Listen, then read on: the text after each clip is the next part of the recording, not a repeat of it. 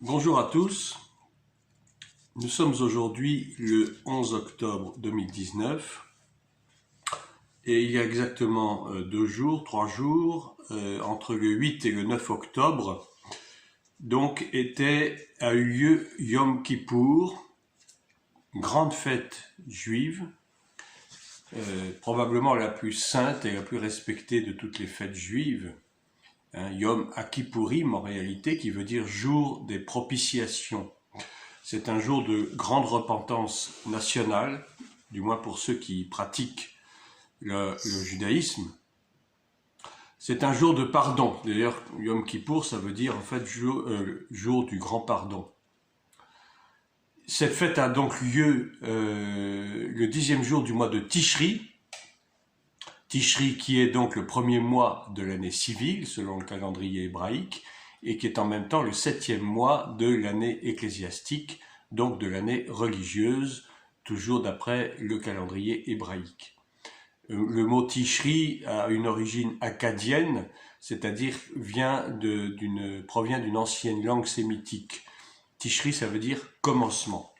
Donc, pourquoi est-ce que je vous dis ça? Eh bien parce que je vais vous lire aujourd'hui le premier chapitre du livre de Sophonie, donc ce prophète qui est considéré parmi les petits prophètes, entre guillemets, qui justement parle du jour de l'Éternel, qui est un jour de colère, un jour de rétribution, contre Israël, et particulièrement contre Juda, contre Jérusalem. Alors vous me direz, mais oui, mais pourquoi spécialement contre Juda, Jérusalem? Parce que Juda avait péché, tout comme Samarie, puisque je vous rappelle que Juda, donc la tribu du sud, donc centrée sur Jérusalem, qui comprenait donc les deux tribus de Juda et de Benjamin, était donc le résultat de la scission du schisme qui a eu lieu donc tout de suite après la mort de Salomon. Et donc au nord, on avait la tribu du nord, ou tribu de Samarie, qu'on appelle encore Éphraïm, qu'on appelle aussi la maison d'Israël. Et donc au sud avait fait sécession donc la tribu de Juda et de Benjamin, qui était donc concentrée autour de Jérusalem et qui avait conservé, enfin au moins jusqu'à un certain point, qui avait conservé le culte, qui avait conservé le temple, et donc la pratique religieuse. Sophonie chapitre 1. La parole de l'Éternel qui fut adressée à Sophonie, fils de Cushi, fils de Guédalia, fils d'Amaria, fils d'Ézéchias, au temps de Josias, fils d'Amon, roi de Juda. Je détruirai tout sur la face de la terre, dit l'Éternel. Je détruirai les hommes et les bêtes, les oiseaux du ciel et les poissons de la mer, les objets de scandale et les méchants avec eux. J'exterminerai les hommes de la face de la terre, dit l'Éternel. J'étendrai ma main sur Juda et sur tous les habitants de Jérusalem. J'exterminerai de ce lieu les restes de Baal, le nom de ses ministres et les prêtres avec eux. Ceux qui se prosternent sur les toits devant l'armée des cieux, ceux qui se prosternent en jurant par l'Éternel et en jurant par leur roi, ceux qui se sont détournés de l'Éternel et ceux qui ne cherchent pas l'Éternel, qui ne le consultent pas. Silence devant le Seigneur, l'Éternel, car le jour de l'Éternel est proche, car l'Éternel a préparé le sacrifice, il a choisi ses conviés. Au jour du sacrifice de l'Éternel, je châtierai les princes et les fils du roi, et tous ceux qui portent des vêtements étrangers. En ce jour-là, je châtierai tous ceux qui sautent par-dessus le seuil, ceux qui remplissent de violence et de fraude la maison de leur maître. En ce jour-là, dit l'Éternel, il y aura des cris à la porte des poissons, des lamentations dans l'autre quartier de la ville, et un grand désastre sur les collines. Gémissez, habitants de Maktesh, car tous ceux qui trafiquent seront détruits. Tous les hommes chargés d'argent seront exterminés. En ce temps-là, je fouillerai Jérusalem avec des lampes, je châtierai les hommes qui reposent sur leur lit et qui disent dans leur cœur, l'Éternel ne fait ni bien ni mal. Leurs biens seront au pillage et leurs maisons seront dévastées. Ils auront bâti des maisons qu'ils n'habiteront plus. Ils auront planté des vignes dont ils ne boiront plus le vin. Le grand jour de l'Éternel est proche. Il est proche, il arrive en toute hâte. Le jour de l'Éternel fait entendre sa voix et le héros pousse des cris amers.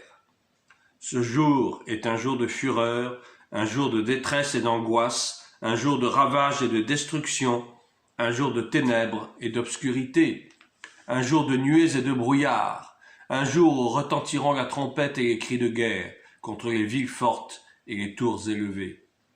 Je mettrai les hommes dans la détresse et ils marcheront comme des aveugles, parce qu'ils ont péché contre l'Éternel.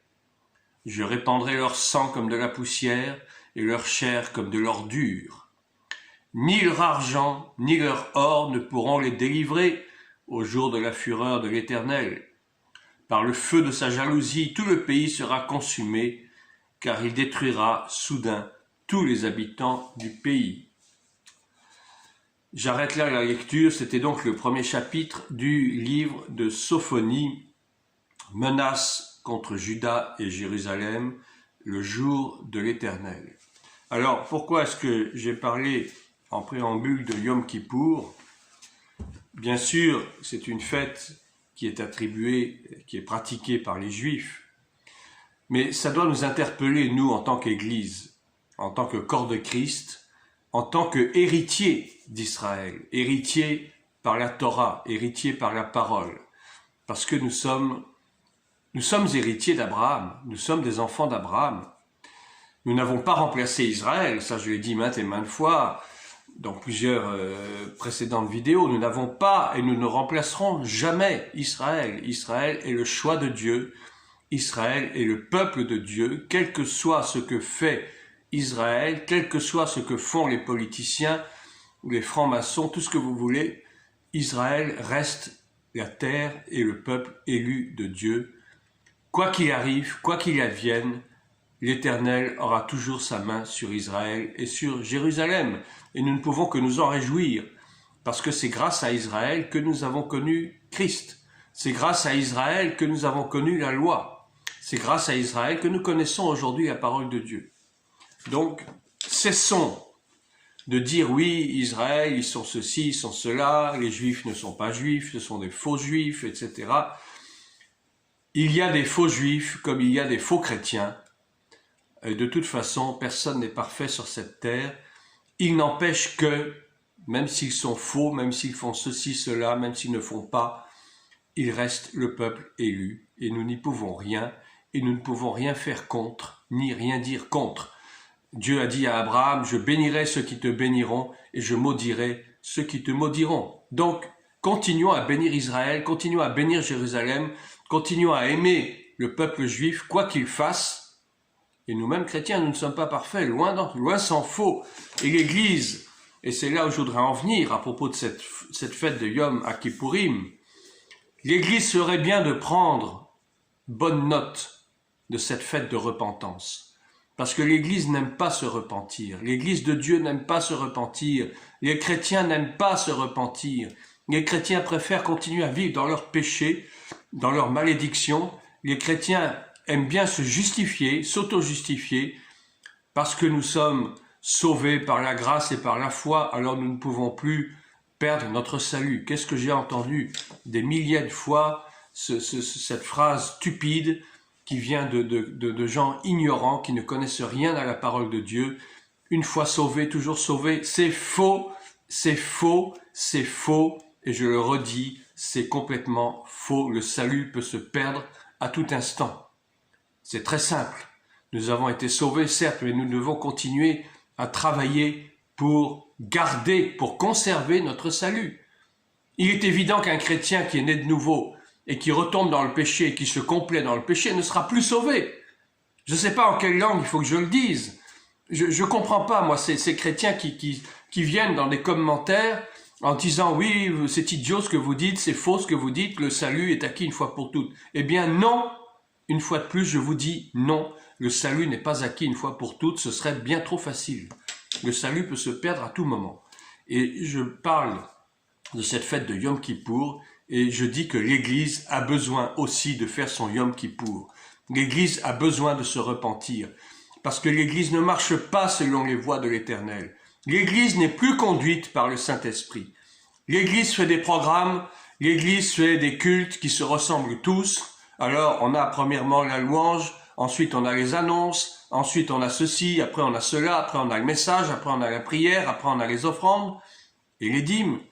Mais attendez, est-ce que c'est ça ce que Dieu veut? Est-ce que Dieu a besoin que l'on copie les uns sur les autres les mêmes procédures de culte? Est-ce que Dieu a besoin qu'on fasse les choses toujours selon un programme déterminé à l'avance? Laissons le Saint-Esprit agir dans l'Église. Or, le Saint-Esprit n'agit plus, ou alors tellement rarement, que c'est à se demander si vraiment nous sommes toujours dans la bonne voie. Je crois qu'il faut quand même arriver à un certain moment qu'on commence à se poser les bonnes questions. Et je pense que sincèrement, il faut que nous copions sur nos frères juifs ce Yom Kippour, que nous fassions aussi notre Kippour, que nous fassions aussi notre jour de repentance, ce jour de grand pardon. Parce que, comme je le disais dans le livre, comme je le lisais plutôt dans le livre de Sophonie, le jour de l'Éternel arrive. La colère de l'Éternel est en train d'arriver sur la France, sur l'Europe, sur le monde tout entier, ce monde qui persiste à ignorer qui est le vrai Dieu, celui qui a créé les cieux et la terre, la mer et tout ce qui s'y trouve. Le monde est en train de se perdre. Regardez ce qui se passe dans les pays d'Orient, de Moyen-Orient. Cette guerre de la Turquie contre les Kurdes en Syrie.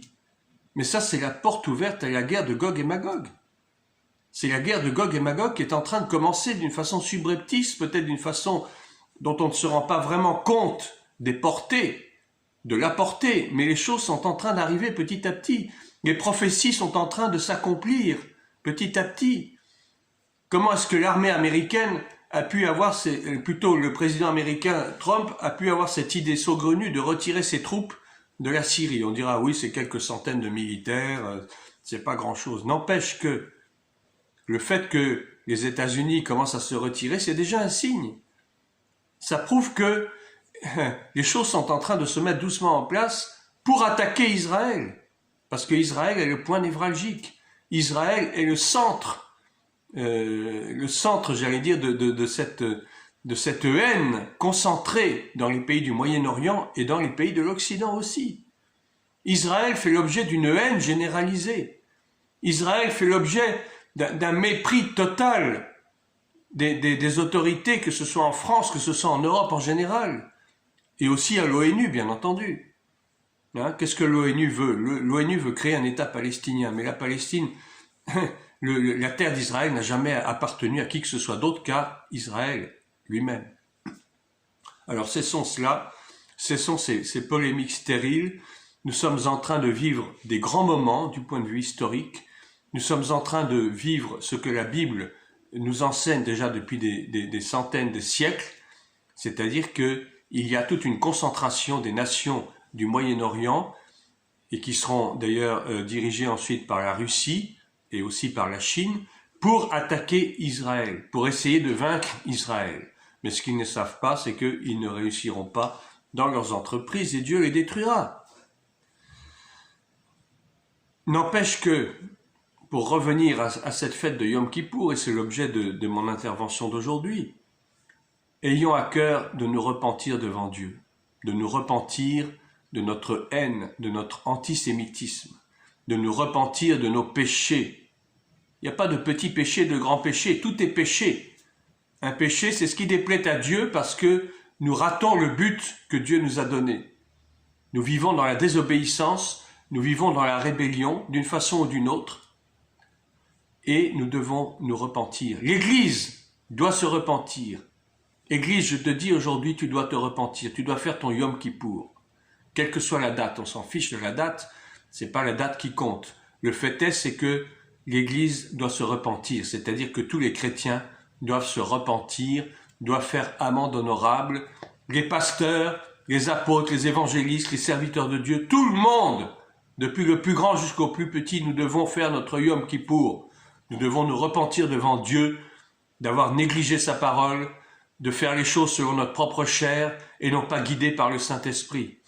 Bien sûr, tout le monde n'est pas à mettre dans le même panier. Vous avez des hommes de Dieu qui vivent, qui font leur ministère d'une façon totalement conforme à ce que Dieu veut.